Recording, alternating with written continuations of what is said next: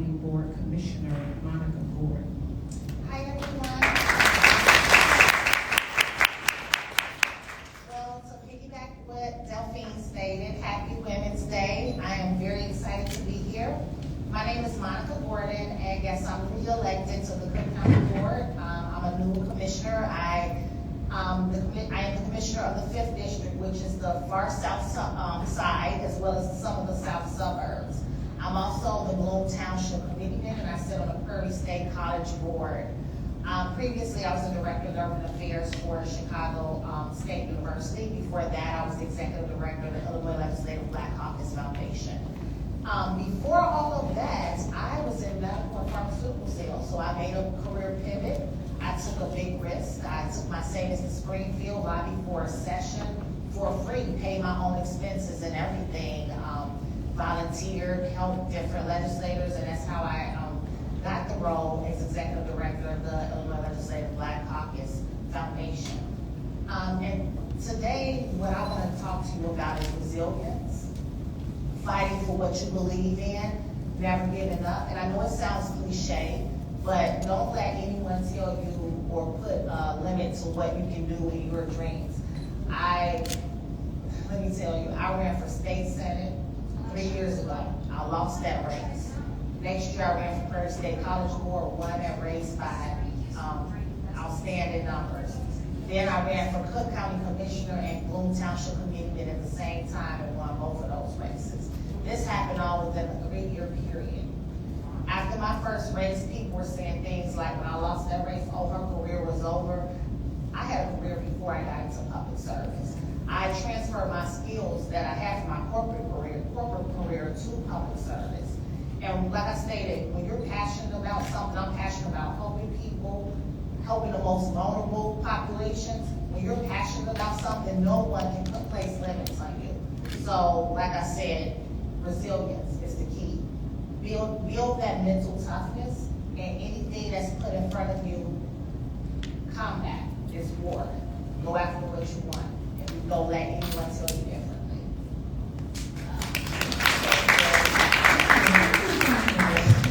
I was so excited, I forgot to introduce myself.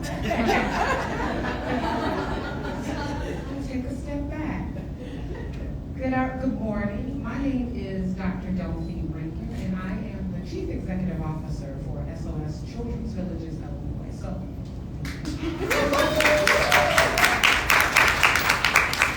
And now I'm going to introduce my colleague. We call her Jackie. Why don't you give us a brief introduction of yourself, Jackie? Sure. Good morning, everyone. As Delphine indicated, my name is Jacqueline Dorsch. I have worked in nonprofit leadership for the past 30 years. I've worked in early care and education, juvenile justice, as well as the Chicago public school system, and I've committed most of my career to child welfare. I currently serve as the Deputy Director of Child Services with the Illinois Department of Children and Family Services under the esteemed leadership of Director Mark Smith and my colleagues on the executive team and a whole host of social service career experts who work every day to partner with community-based resources to develop clinically safe and appropriate programming for youth in substitute care with the sole goal of reuniting families. I am a mother, I'm a wife. I became a first-time author in 2017. My book is called As Quiet as It's Kept. It's a memoir that really shows my journey through life. I'm honored to be here and excited to be a part of this group. Thank you. Furthest left, Ms. Matisse. Awesome. Good morning, everyone. I'm Matisse Gaddings. I currently work for Discover, so welcome to our facility. Welcome to the Shine Bright Community Center. Super awesome to host you guys here today. A little bit about myself. I'm a girl from Chicago. I grew up right down the road in the Roseville neighborhood. At some point throughout the journey, my family decided that the city had become a lot, so we relocated to Arizona. When I lived in Arizona, I quickly identified that not all neighborhoods and places were created equally. What I experienced growing up here, while I was super proud and still am super proud of my upbringing, I recognized the worst that Arizona had to offer was better than the best the city of Chicago had to offer. And that was a wide awakening for me to identify and recognize as a 16-year-old. So decided at that point that I was going to spend my life advocating for those who can advocate themselves. Ended up going to school to be a special ed teacher. studied education, so super passionate about working and supporting those who are on the margins to make sure they have the opportunity to participate in society. From there, though, while I was student teaching, I worked at Discover part-time. And just like most people who join in operations, I was thinking I just needed a job for a few months to bridge myself.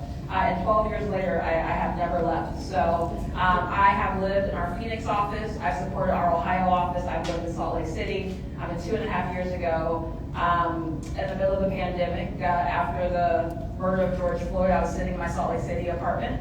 And I decided that after 10 years of being with Discover, having a driving career, it was time for me to quit. So I just called my boss randomly and said, hey bro, I quit. I had worked for him for 8 years, so it was really a shock to him. But really what was happening in my life at the time was really just identifying that I have a responsibility to participate in making the world a better place. And that's particularly for Black and brown people. And living in Salt Lake City, I felt like I had opted out of the toughest parts of our world. And our communities need people to support and show up and do the hard work. And I could wait on elected officials and politicians and faith leaders to do it, or I could do it myself. And so I chose to try to find something to do some hard work. And my boss was like, hey, slow down a little bit. So they pulled out all the retention efforts, but told them there was nothing they could do to retain me. And then, a couple weeks later, he said, just stay until you figure out what's next. So I didn't agree to that, right? I'll spend some time searching, but I'll stay until I figure out what's next. And then a month later, I had a call from our CEO about this idea he had to put our jobs where they could matter the most. I really wanted to answer the call of Mayor Lightfoot to invest in South and West Side neighborhoods, and he gave me the keys to do it my way, and we built this awesome facility. So it's been an awesome journey, so looking forward to sharing kind of how I turned my skills into more of my passion and my purpose in life, and committing to doing the hard work and being confident that I'll be able to get to the place I want to get to with really thinking intentionally about how I can live authentically to myself and my core values.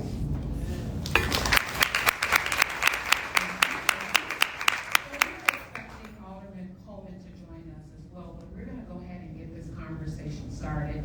You heard a little bit through these ladies' introductions, their work a little bit in the public sector, but I would like to say that we all have something in common. We're all working for the community. We're all working, I think we're all passionate about working for vulnerable populations, and we know that those populations are Black and brown people. So I'm excited to get this conversation started. So I'm going to start to my right with Commissioner Gordon. You've already shared a little bit, but can you expand a little bit more about what defines the public sector for you? If any of these women are looking to get into the public sector, how do they go about starting that process? What advice would you give them? So I'm a person that I really believe in professional and personal development.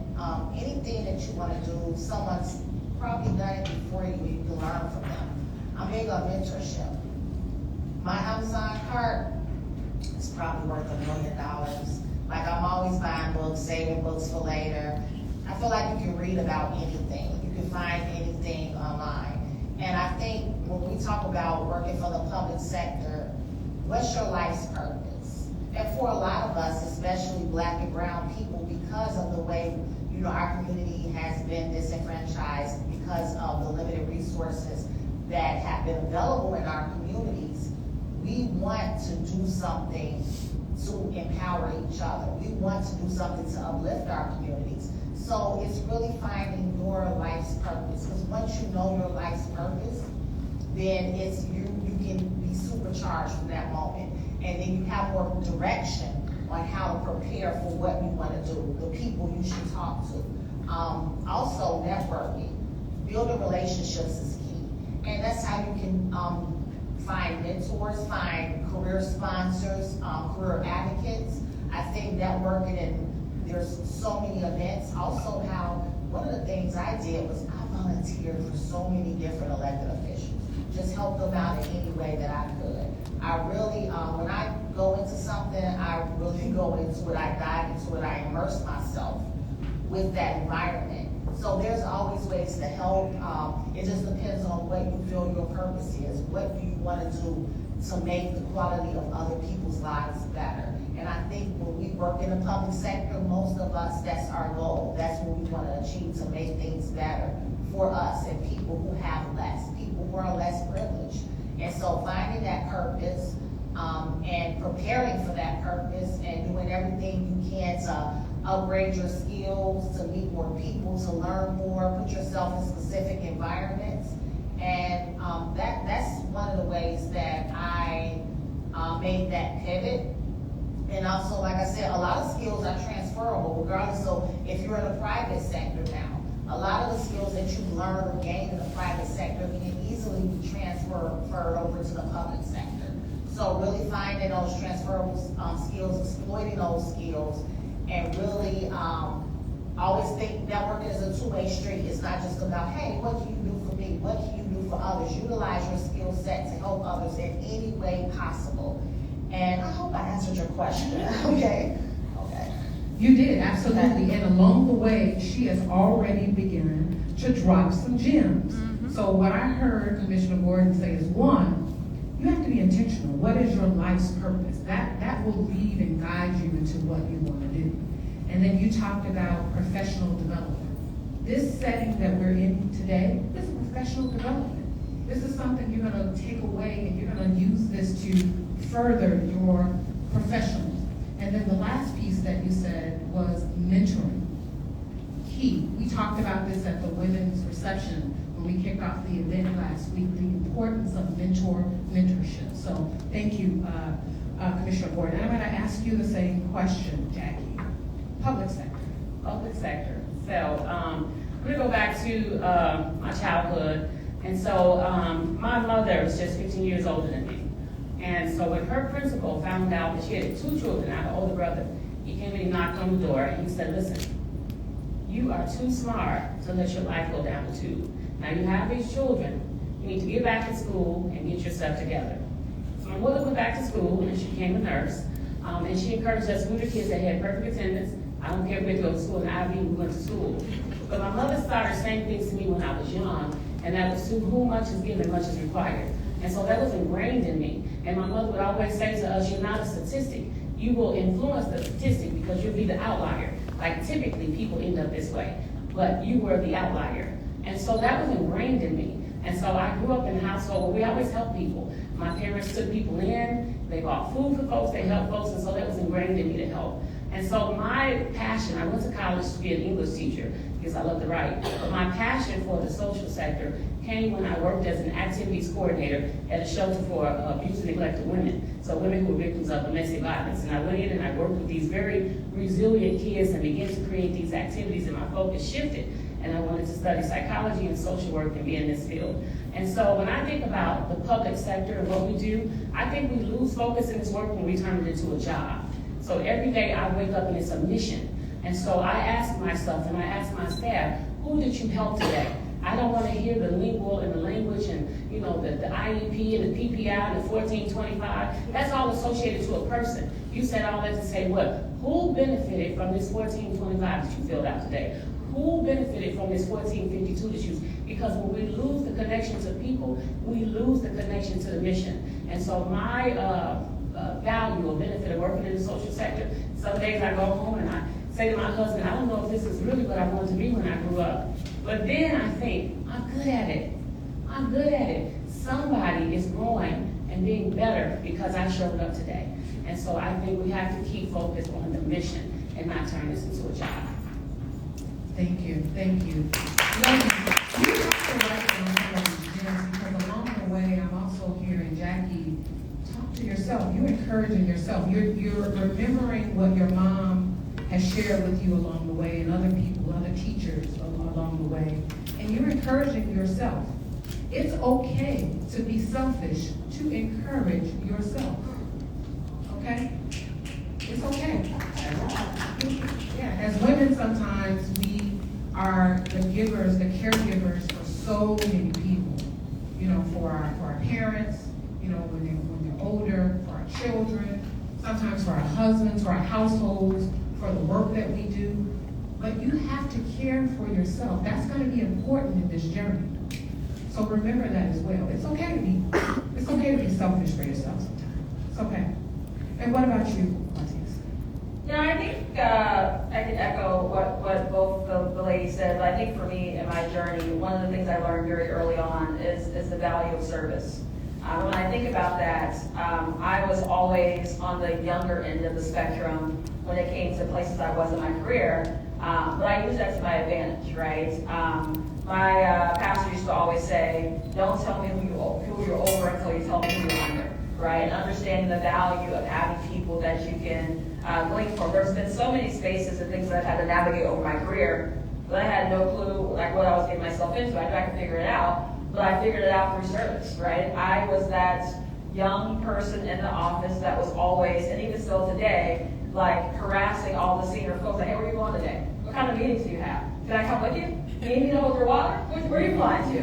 And it was always so interesting because I would always find myself in some of the craziest rooms doing the wildest things and taking on the responsibility to figure out how to move some of our most critical problems in our organization from one place to the other. But I would have never done that if I would have not been curious and asked and we've been of service. And even to this day, I think that one of the things that we have to also acknowledge is the value of a growth mindset. I think as women sometimes, when you are looking for a job opportunity, you read the entire thing, and before you can even finish reading, you talk yourself out of applying for a job because you don't have a portion of it. Someone told me the other day that women read job descriptions and men just read the title and think that they got it, and it's like, yep, this is me.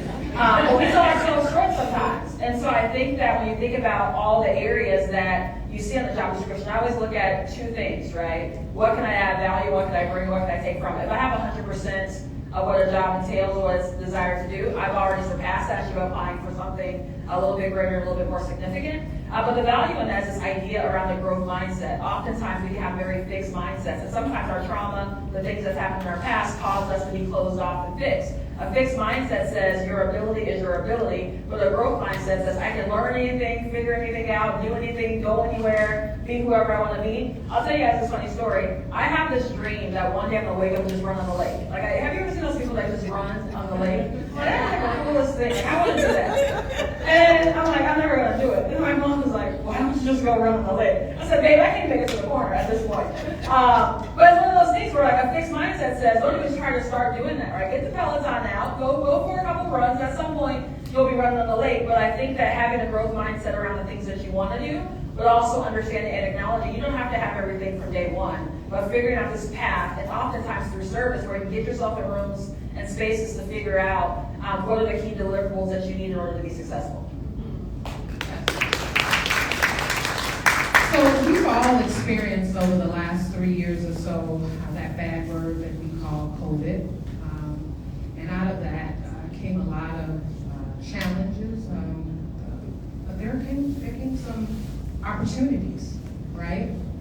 And so how workplaces, how interviews occurred, what job titles and responsibilities look like prior to COVID, they really don't look the same after COVID. So I see that, and somebody said I like to see the positive in something. I don't know if that was you, Mr. Ward, but I can see the positive coming through COVID, what that has given us in terms of opportunity for workplaces. As employees, you feel comfortable voicing your opinion, and you should. But you also, as an employee, when you're searching for your purpose, you can move through a path because there's opportunity.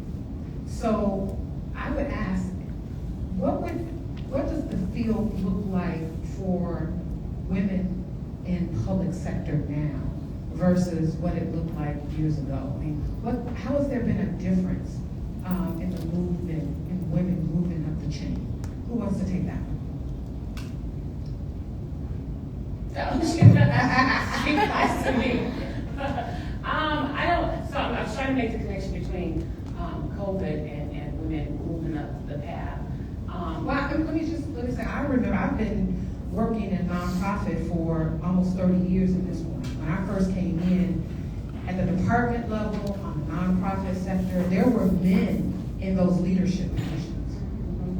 But today, when I look at the nonprofit sector, when I look at DCFS, there are women, Ms. Blankenship, I'm sorry, what's your name again? It's your Absolutely. These are women in these positions and not before. So let me say, I think that we have grown in advance and evolved to be in certain positions, but I always feel like there is still a man at the top ultimately making the decision. So whether it's in the boardroom, whether it's in legislation, government, etc., I still feel like the authentic and powerful voice of women still often gets lost. And then I find myself understanding how to play into the alpha male ego and how to share information and how not to be. I also don't want to be seen as this aggressive, I don't need a man type of woman. Like, I'm still a woman in every sense of the word, every tradition, every norm, I'm all of that. Open the door for me, speak to me with respect, if you're 25 years younger than me, I'm Miss Jackie, so, I'm very traditional, but I find that the ultimate decision-making power, it still rests with men. And so we have moved into significant spots of servitude. We take on the day-to-day responsibilities and the complexities of the work. For me, working in DCFS, to see women, and rightfully so, we don't make decisions in creating safe spaces for kids, but a lot of women are impacted by the decisions that we have to make. And then we make decisions that this woman has done an excellent job and should be reunited with her children, only to run into a court system up against a man that says no. So, we still have some challenges as women. So I'm grateful and appreciative. I do feel as if in my particular entity, my voice is heard, and that I do have autonomy to make decisions and do things. But again, there's a system beyond my system, and it's run by men.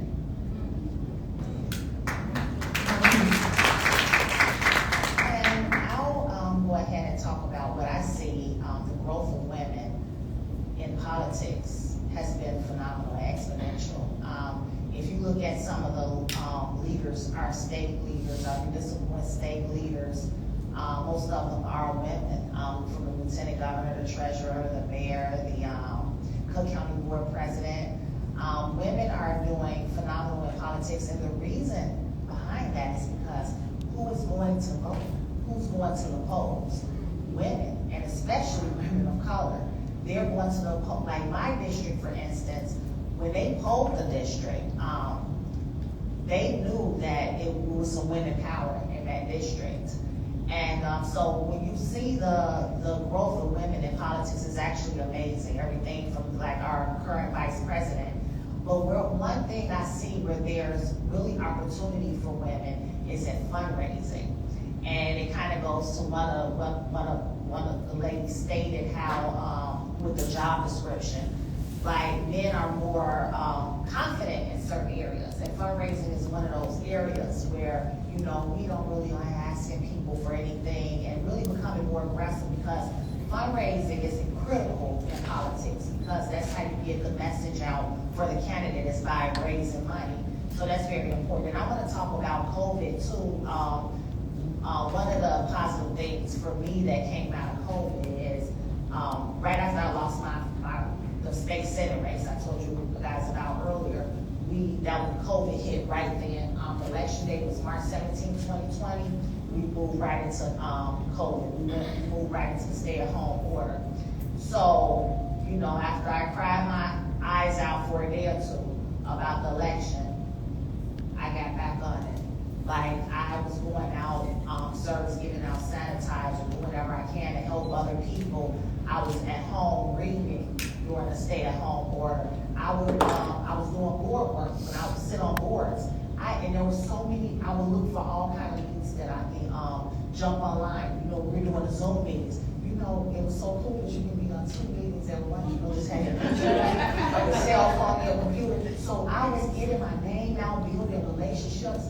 It was like that situation, I was able to really progress in COVID, because I was at home, I was just making it work to the best of my ability. I was doing more networking, I was taking advantage of the Zoom call movement, jumping on meetings after meetings, networking events that were online. And like I said, it was an opportunity to serve the community with the, giving out the sanitizer, giving out the mask. So really, I really was able to see growth in myself during that period. And then soon after that is when I ran for the college board seat. So, yeah, to answer your question, there was some opportunity. I mean, COVID was a really bad thing. You know, it was very negative. A lot of people lost their lives. So I'm not mitigating the seriousness of COVID by any means. You know, that pandemic was atrocious. But I found a way to, you know, do everything I could in that negative time space. And as I stated before, women, I mean, we are making phenomenal moves, and I'm really proud to see what this gender has been able to do under these circumstances. So, and if you look at politics, we're making it happen because we're going out and voting. But once I'll say it again, let's be more comfortable for asking for the money.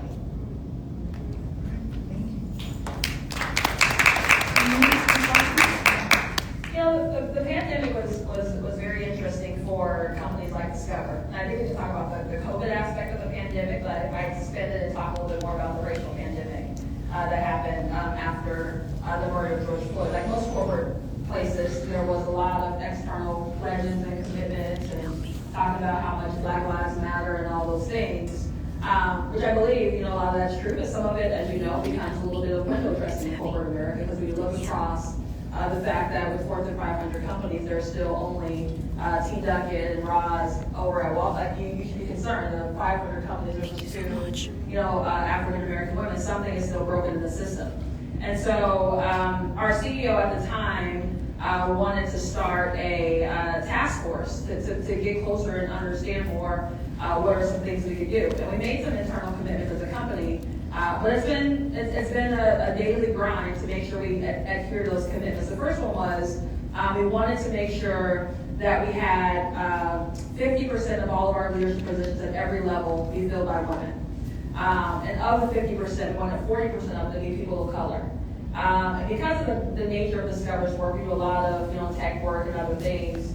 We were able to hit those numbers, or could hit those numbers through things like our, you know, Asian populations or Indian populations, given our, you know, the work that we have in India and other places. But we pushed them a little bit more, and we asked for an emphasis on Black and Latinx women in particular, because those were the ones that were really underrepresented within our organization. And having those conversations became very uncomfortable, because you think about this scarce mentality. If you're focusing on people of color, if you're focusing on women, you're pretty much leaving out white men. And who's in charge of finance in corporate America? White men, right? And, you know, as humans, we have this scarce mentality that means giving someone else something means something's being taken away from me, versus viewing it as abundance and leveling the playing field.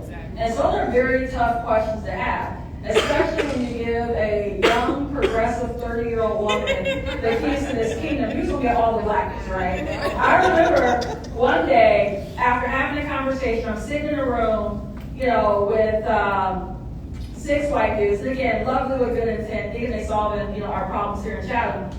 And I remember looking around the room, and like they're saying all this stuff, and I had to like quickly temper the room, like, hey, we're gonna talk about how this game's gonna work, because the game's not gonna work like this. You can't discuss us without us. That's the first rule of thumb. You know, if you're gonna have an organization that's filled with women, this center has a center of 85% females. You can't discuss one without women. Okay, so that's one of the things we're going to kind of set as a ground level rule. The other conversation that we had, which is really interesting, was this idea, I think it goes back to what she's saying, about an overseer. My role in this center is not to be an overseer. You're like, well, what's that? Have you ever seen the Django? No? Okay, well, let me explain to you what an overseer is. Like, it's not my job or our responsibility to take orders and go tell all of our Black and brown employees how to be performative for you. Or it's not my job to sit in a room and allow you guys to make decisions. You expect me to support you and uphold it when I go out of this room. My voice is the single most important voice in this room if you want me to do this work. Now, if I go over to our center in Salt Lake City, y'all can talk all day y'all want, because you guys are representing yourselves. But here, I represent this work. And I think being bold enough, having a tough conversation, being willing to make people uncomfortable, because guess what? They make a lot of money to have really tough conversations, and it's okay. And as women, oftentimes we don't want to offend, we don't want to be perceived as aggressive Black women, but I've let all that go, because there's too many people counting on us and depending on us to take our rightful spot. I'm going to be okay in the world. And if I burn every bridge on my way out, I'd be satisfied with that. On the flip side to that, there are young women, my Victoria, my Arika, that sit in these spaces and watch me engage, and they have to know that there's someone fighting every single day for them to be due with dignity and respect. And so I have an obligation. I have to pay my debts to all the women who's done the hard work and had the conversations before me. But I also have an obligation to make sure that young women can sit at tables, have a voice, be seen, be respected by men, and not feel like they're marginalized. And that's a very, very tough place to be in. So when I talk about the work we do here in Chatham, I always say I'm head of Discover's anti-racism coalition. Because this is not equity work, this is not charity work, this is not cute, where we have a center on the south side. This is anti-racism work. It's breaking down systems that were not designed for black and brown people and making sure that people understand that we can thrive, we can be successful when you make something custom for us. And we've been very successful. We have the best performing center across the entire company. We have the best retention rates across the entire company. We have the highest engaged employees across the entire company. And we're doing it with the lens of equity and inclusion that makes everyone feel like they belong in the ecosystem. And that work is being led by a woman.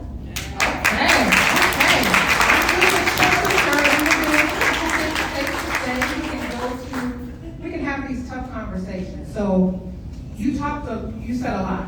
But I think for a lot of women in here, we want to know, how do we have some of these tough conversations? How do we navigate the room when the room is filled with men? What are some of the first steps that we do when we're in a room with all of these people? What do we do? I think that, make no mistake, it's a delicate thing that you have to kind of balance and navigate, right? Because you don't want to alienate and offend people. Right. But, so it's a hard balance. But I would say, one of the things that we've done at our organization is trying to create the right language. So we have something called the equity sequence, which I really respect. It's this kind of 5-step decision-making process. My favorite part about the equity sequence is like question number 2. Who is this work for, and who is it designed by, right? So if we're designing something on behalf of, women or people in our operations centers, etc., are there women and people in our operations centers at the table helping making those decisions? Oftentimes, I think we get super caught up in titles and the highest rank has to make the decision, etc. We know we're not where we're supposed to be from a representation perspective, so therefore, it's okay to ask a junior team member to join those discussions to give their perspective if that means a group of people who aren't represented becomes represented in a discussion. So I think one of the safest things to do is pause conversation and say, this is transformational for our organization, or we're working on something that's really groundbreaking for the community, and we need to make sure that voice is amplified and people with lived experiences. Should we expand this conversation and invite so-and-so and so-and-so who's a little bit more closer to the work? It's hard to say no to that. Why would you say no to that, right? We also have situations at our organization where we know that there are certain teams that aren't as diverse as they want to be. Part of our kind of core values is spend some of your time helping other groups. And so I get called into conversations all the time that has nothing to do with me. But I take pride in solving that. So if you see your colleagues or people stumbling, and I always feel bad when there's like one African American or minority, young man or young woman kind of buried in the organization. You can kind of see them flaunting a little bit or don't really have that community. I take pride in trying to figure out what's your development plan for that person? How are you engaging with them? Did you know so-and-so was interested in so-and-so? You should really invite him to that next meeting. But I really do think that as you think about the equity sequence and understanding who are things being created for, by whom, it always helps you make a better decision when you create better representation. Thank you. That's a great point. For you, you're a political official, and you spend time in many circles. And when I think about the past political figures, most of them have been men, right? Now we're moving into a space where we see more women in political positions.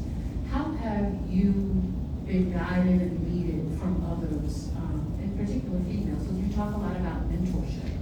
How have you been leaded in that process? Oh, wow. So I'm really big on mentorship. I can remember, so I don't mean to age myself, but over 20 years ago when I graduated from undergrad, I did an internship in Detroit with WBIB, was a NBC affiliate.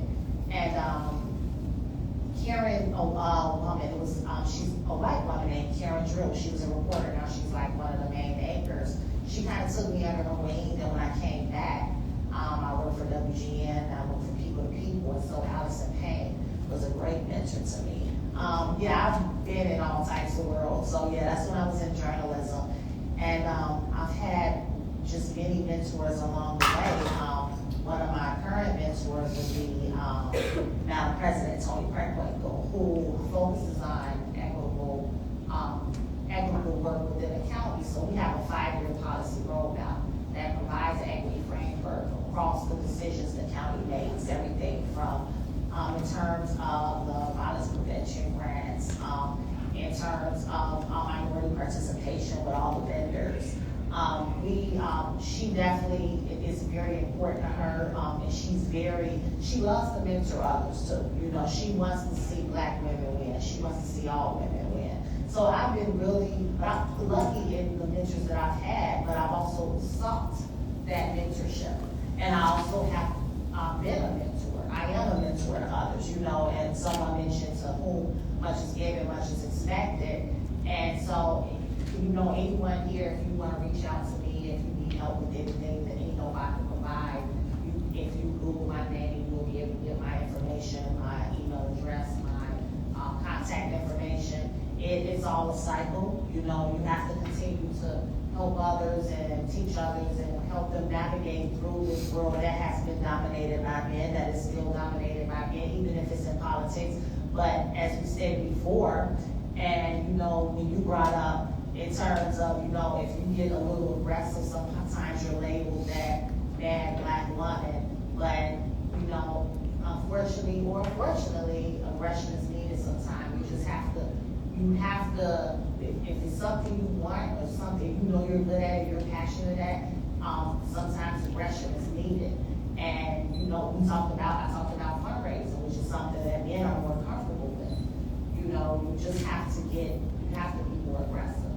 And be aggressive in seeking those mentors. You know, don't be afraid to call somebody up. Let me tell you, before I got to WGN, when I was still in Detroit, Allison Payne didn't know me from Hannah Payne. I called WGN and asked for this woman. I left her a message and she called me back. So just, if it's something you want to do, just do it. Don't be afraid. Take risks. I told you about the risks I took when I took my savings to Springfield, left my comfy job with a company car, expense account and all this stuff, and I just went for it. So take risks. I think that will continue to place us as women in better positions in life, taking calculated risks, being aggressive, or being sometimes if you're uncomfortable with aggressive, be assertive. Go after what you want and don't take no prisoners. Just go after it. Thank you. How have you found yourself navigating this world? So one of the things that I heard earlier is that you ladies have degrees, you've done other jobs, but do you necessarily need the degree? Do you necessarily need a title in order to do the work that you, where you are now? How have you gotten to this point, and who's helped lead you to get to where you are? Yeah, so, I mean, I'm on the value of time. I sit in anybody's school. So, but I will say that one thing that stuck out to me, when I first started this work, I worked for Maryville Academy, and I was working in a shelter. Well, I've been promoted to work in the shelter, and I was stunned because I said to Sister Nora, why do you think I could run a shelter with 46 boys and 50 staff members who were predominantly male, right? And she said, because you are a unicorn, you're unique. And she said, Jackie, I will follow you into traffic. And she said, that's the talent that you have. And she said, what's so unique about you is that you do it without thinking. It's just who you are. And so, you know, I think about that at the time, because I was scared to death. I'm going to run this shelter with all these men. And so I was reflecting back on that work a little while ago, and I would have those boys. And so of course, we had these no decline shelters, so we had everybody in the shelter. So I would take my most hard and difficult kid, and I made him a junior advocate. And so he had to do intake for all new kids. Then I hired him, and so he behaved, right? And then I had the kids thinking, you know, this one kid reached out to me on Facebook about 3 years ago. He said, Miss George, you had me thinking I was really going to be a singer. Because I had them singing Boys to Men. I would come to work and they're like, ooh yeah, ooh yeah. You know? And so I just had, you know, I tapped into that individual and talent and skill. And so I always go back to Sister Honora, who was passed away. One thing she said to me when she was sick and in the hospital, she said, every time you get complacent in life, I hope something comes along to ruffle your feathers, because complacency is not where you belong. You're going to continue to grow and thrive. And she says, I may not be here to read it, but someone's going to read about you in a book someday. She said, because some people do this work because they studied and they want to learn how to get good at it. She said, you do this work because you're like the Michael Jackson, of this work. This is you. You're the unicorn. And so she led me, that always stuck with me. And, I've had imposter syndrome along the way. I've worked in institutions where people didn't look like me. I do the work, and they get the credit. Something as simple as we were moving to a new facility, and it's like, how do we socialize this to the staff? I said, let's do handbooks, let's do welcome books.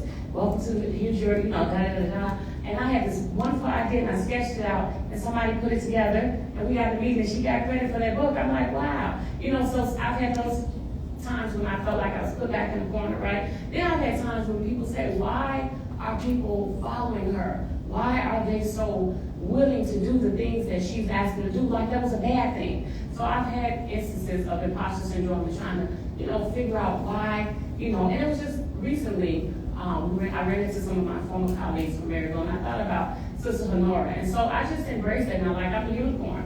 I look in the mirror sometimes and I say, I'm her. That's me, And so I just go back to that original, very young in my career, 24 years old, someone telling me that you're different, and you're positioned for this. And this was a nun who believed in missions. She said, I've met a lot of people that did this work, but you were positioned for this. So just really going back to that first employer. So I take my role very seriously as a leader because there's young people following me. And I say to the people on my staff, I have not done an effective job if when I decide to leave here, I can identify these 2 or 3 people to take my spot. And so I take leadership seriously. So she didn't just tell me that. She led me. She guided me. She sent me to leadership seminars. She gave me books to read. She told me to always be engaged in continuous self-improvement. Never think you've read the book and close it and it's done. You have to continue to grow and evolve as the time grows and evolves. So a lot of good feedback and advice from Sister Nora.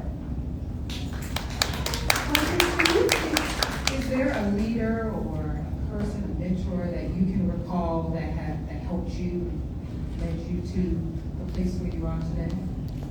Yeah, I've had so many. I think that, I could go down the lane and talk about a lot, but I can talk about one that I'm going to take an interesting spin. So working in corporations, over the 12 years, I have not had a female leader. I've only worked for men, particularly white men, for the entire 12 years I've been here. And they've been really good to me, right? But I think part of that is my own confidence in showing them how to interact and engage. But one of the guys I work with now, I call my partner, his name's Matt Johansson, and he is a very interesting individual. I think as a 55-year-old white man, he acknowledges and understands his privilege. And he acknowledges his role that it takes privilege to speak truth to power sometimes, and how the importance of advocacy and sponsorship in order to move work forward is very, very critical. And one of the things I really respect about his mentorship and partnership is it is so empowering and healing to me that he values my perspective, what I bring to this organization so much that there is nothing that I can say that he will not go with and trust him to figure it out later. And I think similar to you, he creates this opportunity for me to feel comfortable standing alone and knowing it's okay, right? And when I'm critiqued about being too aggressive, he's like, that's power. When I say things like, man, I don't want to, I made Johnny mad last week. He's like, whose feelings do you care about? Your people or his? I'm like, you're right, I don't care about his feelings, right? And so these are like confidence that I can only give from him. And sometimes I look at him like, you can say that because you are a 55-year-old white dude and have privilege. He's like, the same privilege I have, I'm going to use my credibility to make sure you have the same privilege. So if you need me, you call me and I'll go with you. I'm like, okay, great.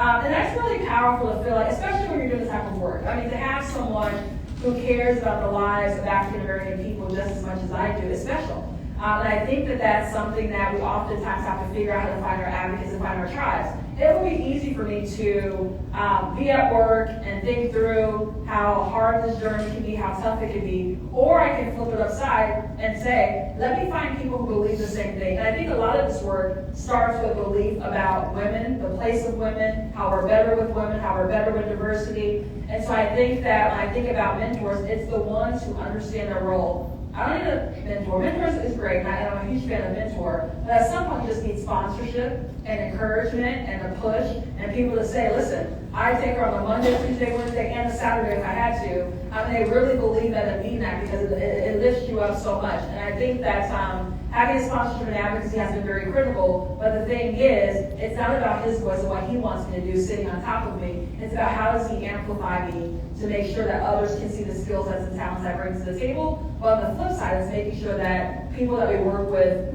in our communities that live on the margins have the right level of representation as well. Yeah, you said something that was really important. This is something that we talked a lot about last year during one of the forums. Mentorship versus sponsorship, right? The two are totally different.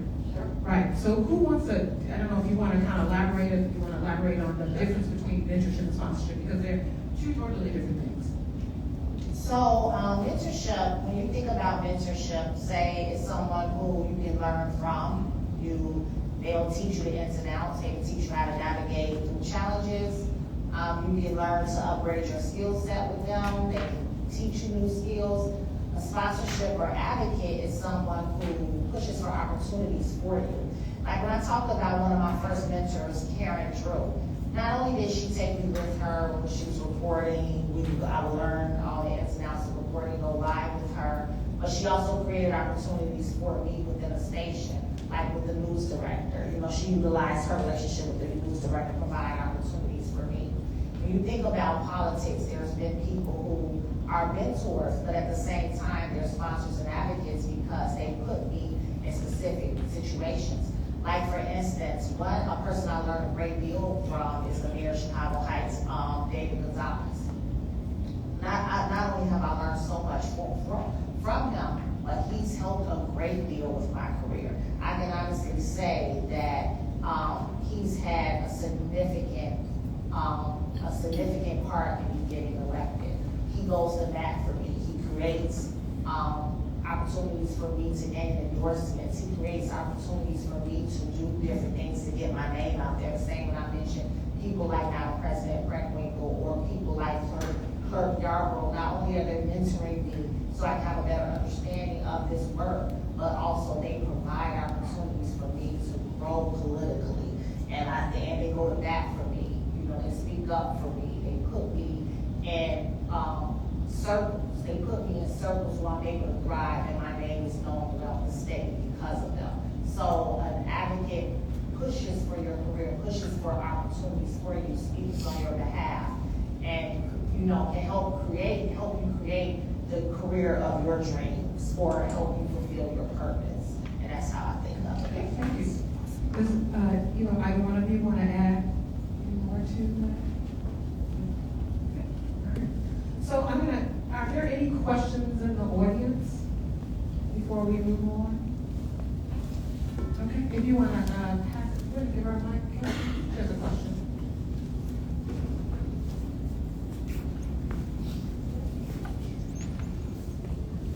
Hi, good morning.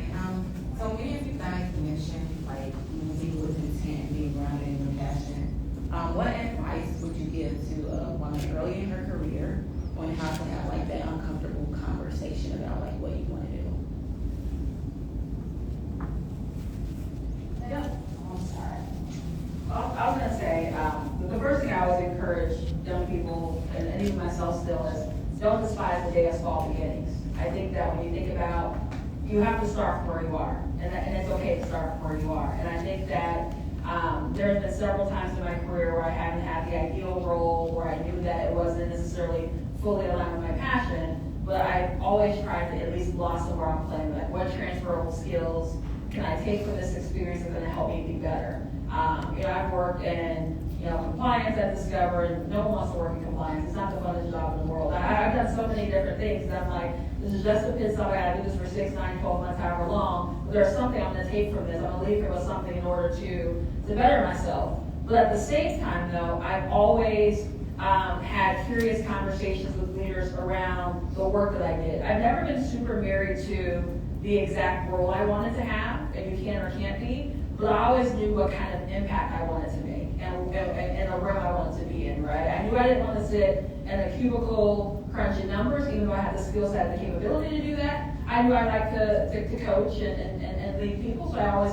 kind of leaned towards those, but I knew that there were some things I needed over in the cubicle during certain seasons of my career that I had to go get in order to make sure I was effective as I did what I was really called to do. I never wanted to live in Salt Lake City. I never wanted to live in Ohio. But all of those things helped me prepare to create this operations center after 20 years. So the first piece of advice is don't despise the day of small beginnings, blossom where you're planted. But the last piece of advice I would give you is have the conversations. Leaders genuinely want to help. And it may be more uncomfortable for you, but people just have this nature, especially if you have a good leader. It's like, I will do anything for you, and you let me know where we're going to go, and I will coach you on how to get there. Now, typically, they'll tell you some things you can tighten up on. They'll tell you some things that you bring well to the pit stop. They'll give you a different perspective of another path you may be able to take. But those conversations, I've always feared those conversations and didn't want to be a burden or make people feel like I wasn't grateful for the role that I was in. I always kind of diminish my feelings. But if you have this drive and this passion, any good leader will help you get there. And I think that whether it's your direct leader or an indirect leader, bounce it across a couple people, have the conversations around the dinner table with your girlfriends, tell them what you're thinking, help build your confidence, and then have the tough conversation, but it always ends up exactly where it should be. You either get confirmation that you're under the right leader at the right time, or you get confirmation that my dreams are not going to fit where I'm at, and I need to start looking at alternative paths. And I would add, be comfortable with being heard. You may not get the response that you want, but at least you had the courage to go forward and to be heard. My 17-year-old son just went through something very difficult. He's played basketball since he was in the 4th grade. And so now he gets to be a junior or senior in school, and he's put back so that the coach could put up his family, friend, and neighbor kids. So we experienced, we're a predominantly white community, so we experienced, cronyism, nepotism, institutionalism, right? And so my son said, I'm going to go and talk to the coach. I said, what's your message? Your message is not about playing minutes. You know that you can play. Your message is about the fact that we're taxpayers, and he owes you growth, development, and exposure. It's a history teacher / coach. On the academic side, you've got your growth and development by sitting in class and taking tests, and then they expose you because now you're in dual credit and AP courses. And so now all these colleges will say, oh, this is a great academic student. On the co-curricular side, he owes you growth, development, and exposure. You've shown up to practice every day. You have grown. You played significant basketball on AAU, traveled to Dallas and won the classic there in Dallas. So you have evidence, so you know what you're capable of. Now he owes you exposure so these coaches can see you. And he may not do that because he doesn't want to be challenged by some 17-year-old African-American boy. I said, well, what's for you is for you. So despite what they tried to do and put him back, he still has acceptance at 23 colleges, over $800,000 in scholarship, and 6 basketball offers to play basketball. I said, because, what's for you is for you, but now you didn't get what you wanted, but guess what? You were heard. You were heard. And so now people on the board, the board member just reached out and wants to talk to him. So you were heard, and use every platform when it's something like that that's really trying to stifle you. We have so many platforms now to be heard, especially when it's connected to something that's right and when inequities exist. So we have a related question. So Jackie was just speaking about what leaders owe those who they are supervising or mentoring. And Wati spoke about good leadership. We have a question about how to identify what makes a good mentor or sponsor. What makes a good mentor or sponsor?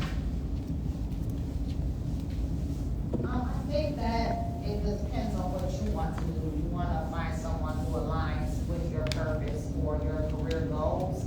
And I know that one of the young ladies mentioned this today about being curious, developing an inquisitive nature, ask a lot of questions, have these conversations, what you want to do or what your purpose, where your purpose lies, that's where, I think developing an inquisitive nature, asking questions, finding out about different things, reading about different things, go to different events, training programs. I think that, of course, you want to find a mentor, sponsor that's in a space that you're interested in, because that's how they'll advocate for you.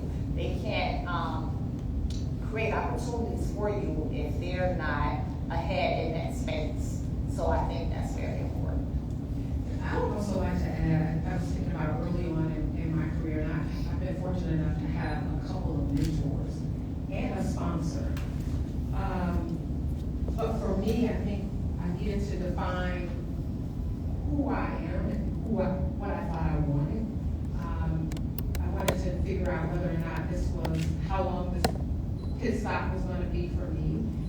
And be okay with knowing that I might be here for a year, for 3 years. I've had a recent colleague, a close friend, to share with me and say, this is not the end of your career. And so I have to be comfortable with that. I need to write things down. So I need to make a plan. And I think that's important, because if you know what your plan is, you've written it down, then you need to have that confidence to go to that person and say, here's what I'm looking to do. I value the work experience that you have as an individual. Would you be open to helping me do this? I think you have to ask the question. If you don't ask, everybody's not going to come to you and say, just because I'm your leader or I'm your manager, I see you know well, I'm going to get you there. You have to ask for what you want. So for me, I've always found it important to ask for what I want. And it is difficult. It is difficult. But I've asked for what my plan details, and I make changes along the way. And I think you also mentor people according to their strengths. So everybody's not the same. And you have to be invested and interested in what they want to do. It's not just about mentoring around your desires and your goals. So I'll give a shout out to Delphine here. I came back into child welfare after working for a national organization where I was traveling a lot. And after I lost my dad, I decided just, going sitting around in hotels wasn't conducive to what I wanted to do anymore. In addition to that, my kids are really into teenagehood, and I was like, I need to be at home, and I'm trying to hear them through the phone, like, what? FaceTime me right now, where are you? So I'm like, I need to be at home. And so I came back and began working at SOS Villages, and they had the village on Roosevelt and moved into a new building. I think after about 3 or 4 weeks, Delphine was like, okay, let me know what you need. She recognized I don't have to babysit this person. She's got this. And so I'm going to be here for what she needs. I'm available by phone, but I'm going to concentrate my efforts over here where someone else may need more mentorship. And so I think that's understanding people that work well with autonomy, understand people that need you to be there more for them. But I think more importantly, when you are the mentee, being able to ask for what you need, making sure that you are, getting for what you need, but not treating everybody the same, because everybody's at a different stage in their growth. You can have more than one mentor. Absolutely. You can have more than one mentor. Did you want to say something? Yeah, I was gonna say, one of the interesting things too about trying to identify the right mentor and sponsor as well is making sure it's a person of influence. Really making sure that they have the social capital to help you get what you need to do, get you in rooms that you need to be in, because that's critical. And to your point, that may be a diversity of different mentors and different people that you have to engage with. But what's critical is making sure that someone can steer you in the right direction. I think oftentimes too, one of the things I learned as well is as a mentee, making sure you're also prepared for the conversations. Not that you can be a burden, but making sure that you do the intentional work to be prepared to have the conversations, hear the conversations, not adding value to the time that you spend together, fully maximizing that is really critical. Because you know yourself better than you. It's almost like a therapy session at times where they're just helping you self-discover some of the things that you want. And so making sure that there's the right level of influence, but you're also prepared to have the right conversations when you get the opportunity to sit down with them. Thank you. Any other questions? I have a question. I recognize and I'm a strong proponent that your gift makes room for you. When you have been confronted or you have had that window of opportunity where you're able to share your gift to whatever that situation or platform, and you were faced with a fear, and I understand that fear stretches you and really it takes you out of your comfort zone. What was the things that you were confronted with as a fear that you overcame?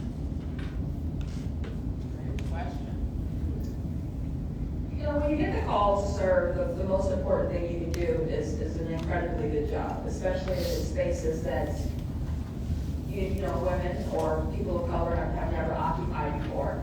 And sometimes that can be a little intimidating, and you want to make sure that you do things in all the right ways, and there's no missteps, and you have to be, you know, pretty close to perfect. And so one of the fears I had with doing this work is anytime I had this inkling or thought that something was not going to work for our community or in our neighborhood, I'd be so resistant to try that new thing, right? Because it would be very public that it failed, right? But one of the things I had to learn to do was this idea of like celebrating the red, right? And really learning through the things that we try to pilot. And also build my own confidence, right? Like having lived experience from living here, making sure I'm, you know, hearing the voices of our employees and trying to encourage them. One of the things I learned is most of the time your hypotheses are right, and you don't need to overanalyze and over-datafy to know like what direction you should be going with. But I just had so much fear on, not only am I going to do this really black thing for these people, but if it doesn't work, I got all these white people watching me. And that was very tough at times. And I would say I had to like let that go, get rid of the imposter syndrome around kind of that idea and that notion. So I do think it rooted me in fear, and it did not allow me to confidently or authentically lead. But a lot of that was kind of like that self-talk and that self-work and really addressing the battlefield in my own mind, but also finding like a group of advisors that I can bounce ideas off of to kind of gut check to make sure I'm thinking about it in a similar way that they would think about it, or at least have strong rationale. But I would always also include an exit plan. If we try something that doesn't work, great. It's as long as we can exit quickly and be able to start again. And that relinquished a lot of fear too. But I do think we are doing things that's unprecedented or that's never done before. Even if you're super gifted, there should be room to fail. That there is not an expectation that you have to be perfect and you have to free yourself from believing you have to be. I would say for me, a big challenge came when I was being asked to go down to Springfield and testify about the Child Care Assistance Program. I was young, in my early 30s, and so for those of you that don't know, the Child Care Assistance Program provides assistance to low-income families to pay for child care while they work and or go to school. So we had gotten a statistic that something like 40% of our revenue was going into households. So for example, Delphine's my sister, she's keeping my kids during the day and I'm keeping her kids at night. So checks are going into this house, basically, in my mind, creating secondary welfare. And they wanted me to testify at Springfield to say that the reason why families are using family, friend, and neighbor care is because their work schedules, their real-time work schedules, and they don't have anybody. And that was not the case. And I didn't want to testify because also, out of that 40%, like 98% were African American. And I'm like, I don't want to go and say it's okay for our kids to be sitting in somebody's house watching Maury Povich. They need to go to kindergarten. And you want me to go down here and testify, that's not quality child care. And I'm not saying that, you know, my mother kept my child, didn't do a good job, but as soon as she was 3, I put her in a structured curriculum in a daycare center. And so I was really like, we were getting towards the date, like we had to go, and I had to go stand in Springfield and testify about this with conviction. So I had to go down this path of, if I lose my child,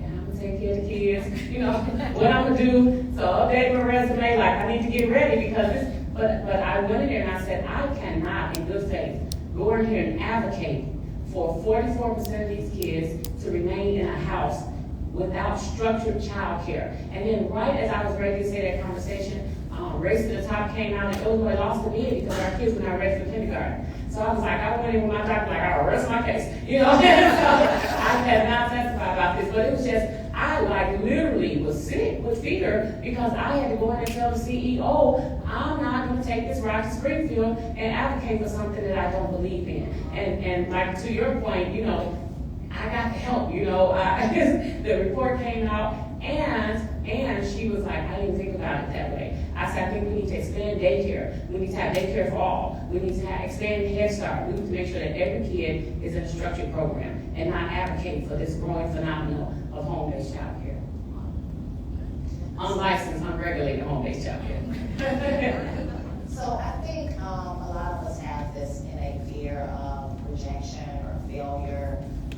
And I said this before I come out of state Senate race, you know, was opponents saying things like, you know, my career was over. And so at this point, you know, you can develop a fear of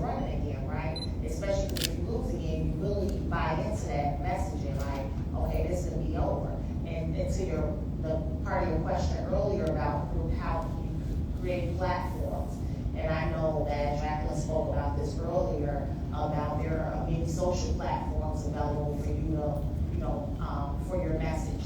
For me, it was about enhancing name recognition and making sure people knew my message and what I was trying to do. So like I started a podcast with another elected official called Colored Girls of Cook County. We would do different things. Like I was born on Labor Day, so on Labor Day I had like this with these phenomenal women in labor, black women in labor, like Stacey Davis Gates and Erica Land. I would do projects like that to kind of so people can know who I am and the things that were important to me. And you can do all that stuff from home. During the pandemic, I was able to do these things. So I think that, sometimes you have that fear of rejection or failure, and you got to say, well, guess what? If I fail, I'm going to pay attention to what I did wrong or how I failed, and I'm going to turn it around. Because failure is basically just a lesson. So I would say just go out there and do it. Great opportunities for yourself to get for whatever you're trying to do to make sure people know what you're doing, and that way you can gain more advocates and sponsorship for your work. Yeah, I just want to wrap this part of the conversation up before we go into closing remarks. We talked about platforms. We have FaceTime, we have social media, Instagram, TikTok, and all those. But the mirror works just as well. And the reason why I say that is because whenever I am feeling anxious about something and I'm not certain the way it will go, I stand in the mirror and I practice my A, my B, my C.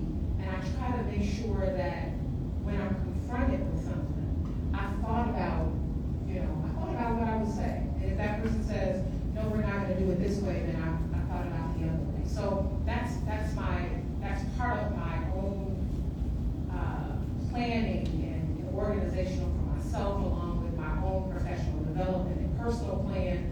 And then I've also heard a little bit about the podcast, about your branding. So that's something we didn't get a chance to talk about, but I think that's a big topic, for individuals, about what your brand looks like. And it starts very early on. You can always change it, but you have to have a brand and how you carry yourself and what your cause is, the impact that you want to work. So those will also be some of the things I would think about when it comes to fear, is using the platform of the mirror that's in front of you and practicing what you would say, what the outcome might be. So I know that we're coming to a close. This has been a very quick 90 minutes or so. We probably could go on more, and I want to first take the time to thank each of my panelists for taking time out of their busy schedules. These women that are here are doing so many good things, are making an impact, whether it's for the Chatham community in particular with this beautiful facility. And I thank you for Discover and Watisse for allowing us to host this conversation here. Thank you so much. This is a beautiful facility. And we thank you for the work that you're doing here. And I know that you're looking to grow this in other communities, maybe?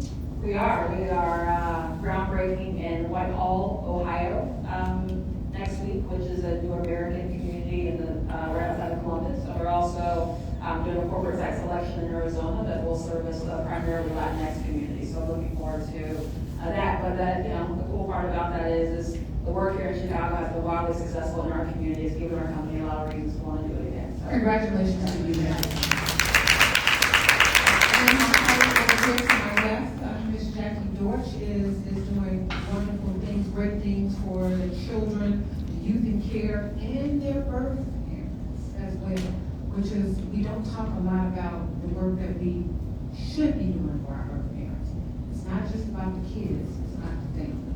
So I want to give you an opportunity to kind of share a few closing remarks.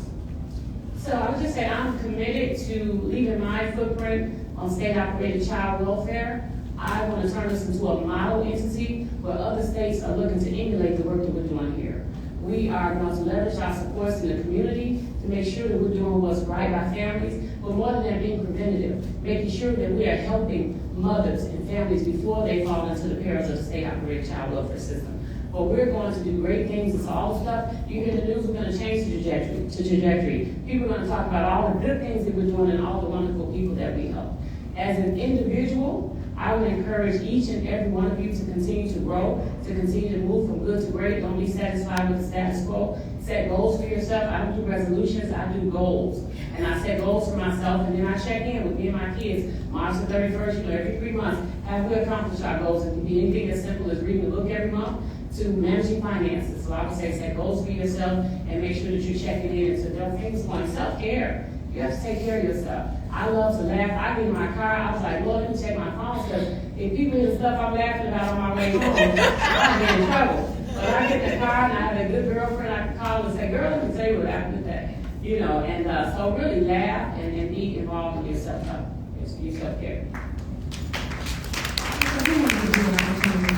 Any closing remarks? Just happy to be here. Love sharing space with women. Love building networks. Would love to spend time getting to know any of you that has the capacity. I am new back to the city of Chicago. I've been gone for a few years, so been great transitioning back over the last 2 years. But super grateful that we have forums like this to discuss issues and topics concerning women.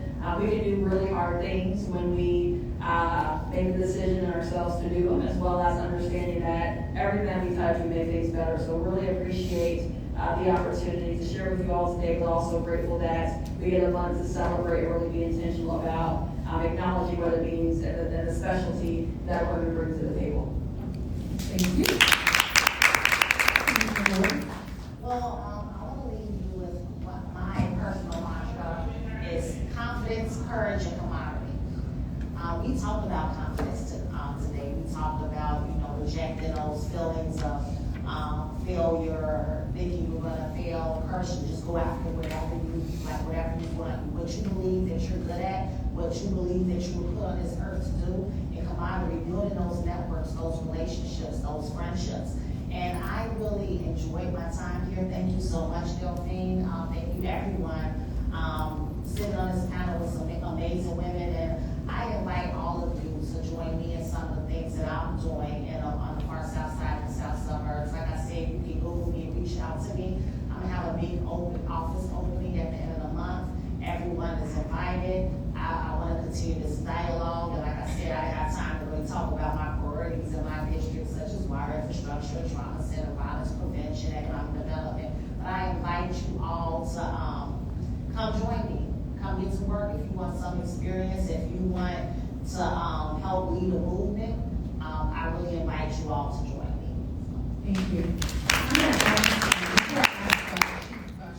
Chief Strategy Officer Kelsey Falk to come up and just kind of do final wrap up. There were so many gems that came through this conversation, and I would love for Kelsey to share that with the audience as we exit out. But I want to take the opportunity to say thank you to the panelists here again for taking time out to come. Thank you to all of our audience participants for coming here and taking in this information and sharing the space and sharing in the celebration of Women's Month. It's very important because, again, this is, we don't always have an opportunity to stand out as a large movement. So we are doing that today, but we can't do it alone. But this is a day to kind of celebrate, those that have come before us and those that are in this room today. So again, I thank you. I also want to share with you too that we have 2 more opportunities to have these conversations. On March 15th, you'll see rolling on the screens to my right and my left, we have a panel on March 15th and a panel on March 22nd. If you scan any of the barcodes, you should be able to get that information. So I welcome you to join us on the virtual conversation series. And with that, I'm going to hand it over to my colleague, Kelsey Falk. Thank you all for joining us here today. Not only is it Women's History Month, but today is International Women's Day. So it is the perfect day to kick off our first of the panel discussions with our women in the public sector. So as Delphine mentioned, we have a series of panel discussions this month featuring prominent women in the Chicagoland area from a variety of different industries. Before I thank the panelists, I'd like to thank our moderator and my boss, Dr. Delphine Rankin.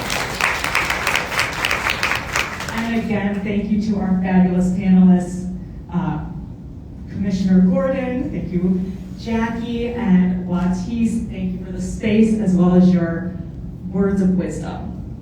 So in recapping some of the highlights and words of wisdom that stood out to me in today's discussion, we got started off with Board Commissioner Gordon starting the discussion talking about the importance of resilience, about knowing when to pivot when needed and following your passion, not letting others set limits for you.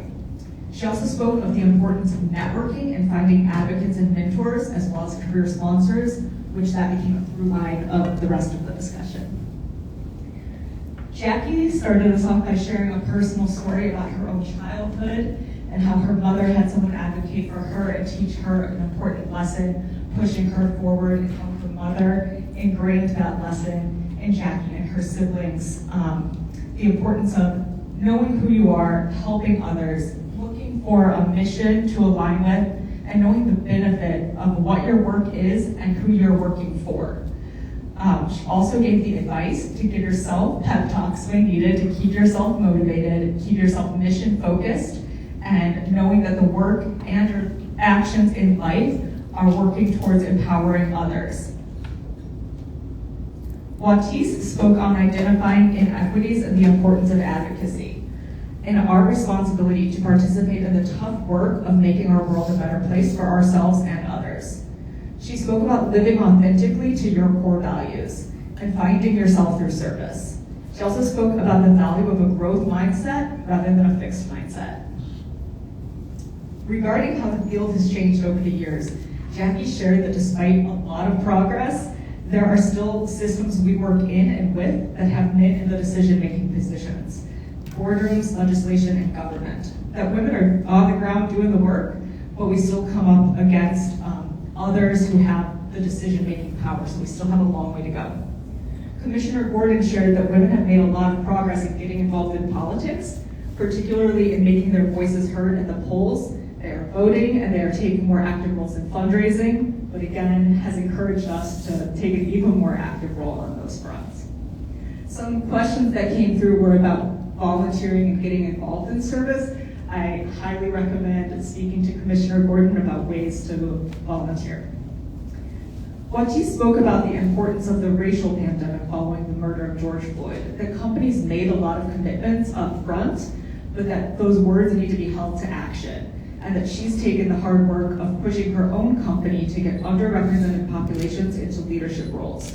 That some white men in power and leadership roles have a scarcity mindset and are feeling threatened by giving more opportunities to others. And that she has the motto, I'm gonna quote here, don't discuss us without us. And if you're in a situation like that, ask, who is this for and who is it designed by? Anti-racism work involves being willing to make people uncomfortable, to have those conversations so that we can pave the way for next generations. When asked how to get started, Watis advised to start from where you are and build from there. We also, throughout the panel, discussed mentorship versus sponsorship, how to identify a good mentor or sponsor, to know what you want and to ask for it. Noted a through line throughout this conversation about seeking opportunities outside of your current path, to take risks, be assertive, pivot when needed, know that the skills that you've built can be transferred into another direction.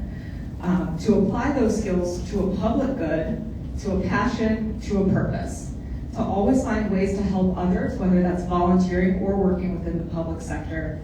To never limit yourself. Constantly grow, constantly evolve. As Jackie mentioned, we're never done learning, we're never done growing, we're never done advocating for ourselves or for others. And with that, thank you all again. Thank you all for joining us today. As Delphine mentioned, we do have 2 other conversations. The next Wednesday's virtual conversation is Women in Entrepreneurial Spaces. And following that, it's Women in Health and Nonprofit. So we hope to see you all then. Thank you.